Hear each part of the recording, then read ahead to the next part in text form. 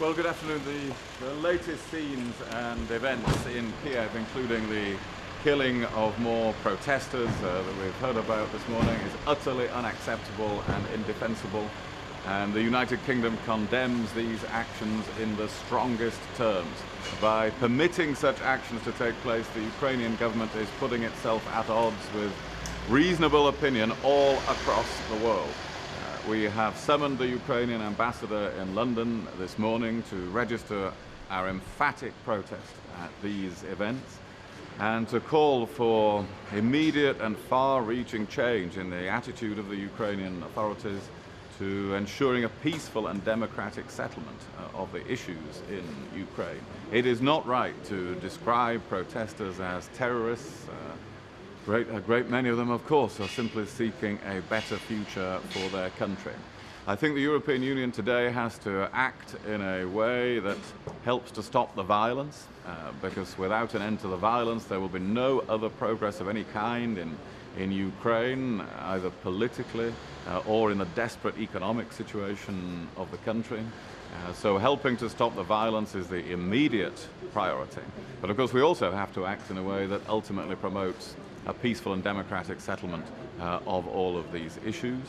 There has to be an international response to what has happened over the last few days, and that is why we will be discussing sanctions and measures against those responsible for the violence. It is time on all sides for people to turn away from violence, but the Ukrainian government, of course, bears the greatest responsibility and the particular responsibility to take the lead in making sure that happens.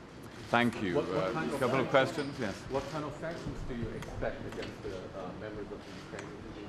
Well, this is, of course, what we're going to discuss among the foreign ministers, the scope of such sanctions and how we will define such sanctions.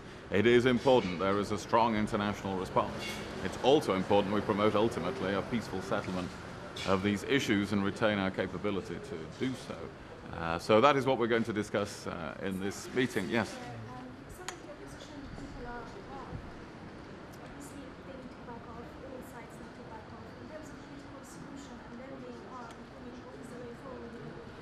It is very important, as I said a moment ago, on all sides to turn away from violence.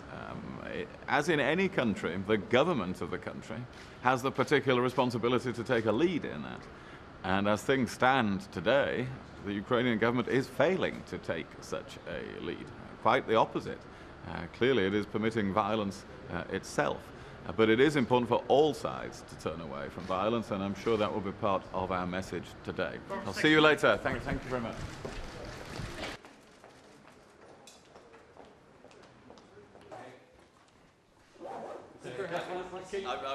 Can Russia can play a role in solving the problem?